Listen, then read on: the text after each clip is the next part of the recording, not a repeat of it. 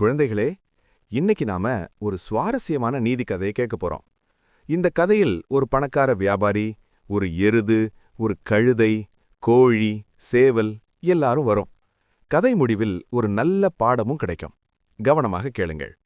ஒரு ஊரில் ரொம்ப பணக்காரமான ஒரு வியாபாரி இருந்தான். அவனுக்கு பெரிய வீடு, நிறைய நிலம், பல வேலைக்காரர்கள் எல்லாம் இருந்தாங்க. அதிலும் முக்கியம், அவனிடம் ஒரு வலுவான எருதும் ஒரு பிடிவாதமான கழுதையும் இருந்தன. வியாபாரிக்கு தேவன் கொடுத்த ஒரு விசேஷ வரம் இருந்தது. விலங்குகள் பேசுற மொழிய அவனுக்கு புரியும். ஒரு நாள் காலை வியாபாரி தொழுவத்துக்கு போனான். அங்க எருதும் கழுதையும் கட்டப்பட்டு பேசிக்கிட்டு இருந்தது. எருது சோகமா கழுதையிடம் சொன்னது, "கழுதையே, என் வாழ்க்கை ரொம்ப கஷ்டம்டா. நாளெல்லாம் ஏரில் கட்டி வயல் உழ வைக்கிறாங்க. என் கழுத்துல இருக்கும் நுகத்தாலே புண்ணாகிடுச்சு. இத்தனை உழைச்சதுக்கு பெருசா எதுவும் சாப்பாடு கிடைக்கல. காய்ந்த வைக்கோல் தாங்கா கிடைக்குது. என்னால இத தாங்க முடியல." எருதின் குரல் கண்ணீர் கலந்தது. அதுக்கு கழுத கொஞ்சம் வஞ்சகமா சிரிச்சிட்டு சொன்னது, "எருதே, நீ கவலைப்படாத. நாளைக்கு வயலுக்கு அழைத்து போனால் உடம்பு சரியில்லைன்னு நடிக்க. நீ படுத்துக்கிட்டே இரு. எவ்வளவு அடிச்சாலும் யாரேனும் தள்ளினாலும் எழுந்து நிற்காத. சாப்பாடு வைக்காங்க, தண்ணீர் தருவாங்க, அதையும் சாப்பிடாத, குடிக்காத. அப்போ உனக்கு நோய்பட்டிருக்கு என்று நினைச்சு உன்னை வேலைக்கு ஒண்ணுமே எடுக்க மாட்டாங்க.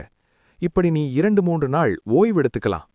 விலங்குகளுக்கு புரியும் அவன் பக்கத்துல நின்னுகிட்டு இதை எல்லாம் வியாபாரி அமைதியாக கேட்டுக்கொண்டான்.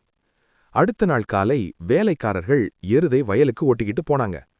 கழுத சொல்லுன மாதிரி எருது நடக்காம படுத்துக்கிட்டது. அதை அடிச்சாங்க, தள்ளினாங்க, கத்தினாங்க. ஆனா எருது அசையவே இல்ல. சாப்பாடு, தண்ணீர் எதையும் சாப்பிடல, குடிக்கல. கடைசியில் இதுக்கு ஏதோ பெரிய நோய் வந்திருக்கு போல என்று நினைச்சு எருதை திரும்ப தொழுவத்துக்கு கட்டிக்கிட்டாங்க. அந்த செய்தியெல்லாம் வியாபாரிக்கு தெரியும். அதனால அவன் வேலைக்காரனிடம், "இனிமேல் எருதை தொந்தரவு பண்ணாத. அதுக்கு ஓய்வு வேணும். அதுக்கு பதிலா கழுதையே வயலுக்கு எடுத்து போய் ஏர் உழ வைக்கலாம்" என்று சொன்னான். வியாபாரி ஆச்சரியப்பட்டான். கழுதையை கொண்டு ஏர் உழுததை கேட்டதே இல்லையே என்று நினைத்தான். ஆனா முதலாளி சொன்னது கேட்காமல் இருக்கக்கூடாது என்று முடிவு பண்ணி கழுதையை ஏருடன் கட்டிக்கிட்டு வயலுக்கு அழைத்து போனான். அந்த நாள் முழுக்க எருது உழைப்பினை கழுதையே செய்தது. சவுக்கடி சாப்பிட்டது, வெயிலில் வியர்வை சிந்திக்கிட்டே உழுத்தது. காலை முதல் மாலை வரைக்கும் கழுதைக்கு இது ரொம்ப வலி நிறைந்த நாள். மாலைக்குள் கழுதை களைத்து போய் தள்ளாடி தொழுவத்துக்கு வந்தது. எருதோ அங்க சாப்பாடு புடிச்சு நல்லா ஓய்வெடுத்திருந்தது. சாந்தமா சாப்பிட்டு வயிறார சாப்பிட்டிருந்த எருது, "எனக்கு இப்படி ஓய்வு கிடைக்க காரணம் நீதான், நன்றி" என்று மனமாற கழுதைக்கு சொல்லிவிட்டது. கழுதைக்கு ஆத்திரம்.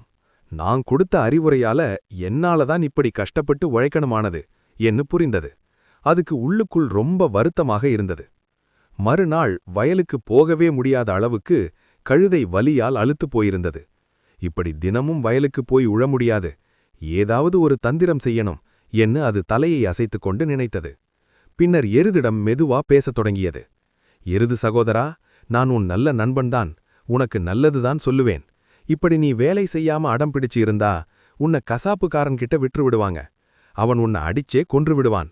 மனிதர்கள் தனக்கு பயனில்லாத விலங்குகளை வைத்துக்கொள்ள மாட்டாங்க. அதனால நாளைக்கு உன்னை கூட்டிக்கிட்டு போனா உடனே நன்றாக உழு. அப்போதான் உன் உயிருக்கு ஆபத்திருக்காது" என்று சொன்னது. இதையெல்லாம் பக்கத்துல நின்ன வியாபாரி மறுபடியும் கேட்டு உள்ளுக்குள் சிரித்து கொண்டான்.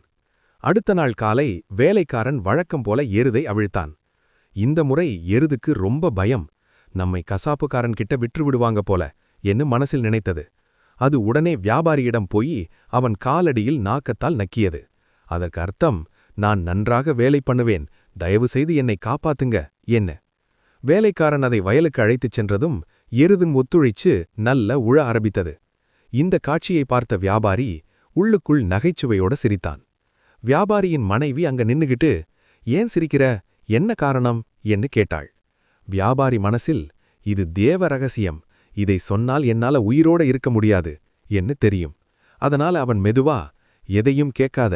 நான் கண்டதை நினைச்சுதான் சிரிச்சேன். இதுக்கு மேல கேட்காத" என்று சொன்னான். ஆனால் மனைவி விடலை. மீண்டும் மீண்டும் ஒரே கேள்வி, "என்ன பார்த்து சிரிச்சீங்க? சொல்லுங்க. இல்லைன்னா நான் பேசவே மாட்டேன், சாப்பிட மாட்டேன்" இப்படி சண்டை போட்டு அழுத்தம் கொடுக்க தொடங்கினாள்.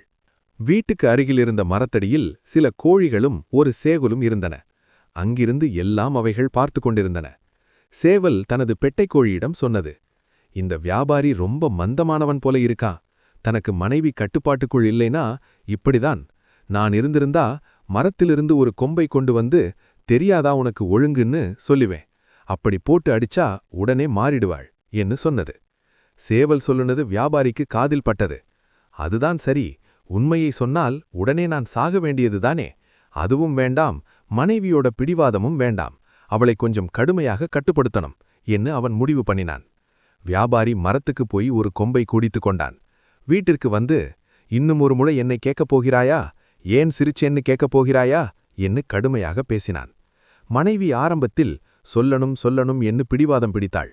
ஆனால் வியாபாரி கொஞ்சம் சண்டையாக காட்டியதும் அவள் பயந்து போய் அழுதபடியே, இனி நான் கேட்க மாட்டேன், கேட்கவே மாட்டேன், நீ உயிரோடு இருந்தா போதும் என்று கண்ணீர் வடித்தாள். அதற்குப் பிறகு அவள் அமைதியாகிப் போனாள். முதலாளியாக இருக்கும் வியாபாரியின் நிலையை அவள் புரிந்து கொண்டாள். அந்த நாளுக்குப் பிறகு அந்த வியாபாரி குடும்பம் அமைதியாக வாழ்ந்தது. எருதும் வேலை நன்றாக செய்து வந்தது. கழுதையும் இனிமேல் யாருக்கும் அளவுக்கு மீறி தந்திரம் சொல்லாமல் இருந்தது. குழந்தைகளே, இந்த கதையில் 2 பெரிய பாடம் இருக்கு. பிறருக்கு அறிவுரை சொல்லும் முன் அதன் விளைவு நமக்கே வருமா என்று யோசிக்கணும். வீட்டில குடும்பத்தில ஒவ்வொருத்தருக்கும் ஒரு வரம்பு, ஒழுங்கு இருக்கணும். சண்டை, பிடிவாதம் எல்லாம் இருந்தா அந்த வீட்டில் சாந்தி இருக்காது. இதுதான் இன்றைய கதையின் எரி. நன்றி குழந்தைகளே. அடுத்த கதையில மறுபடியும் சந்திப்போம்.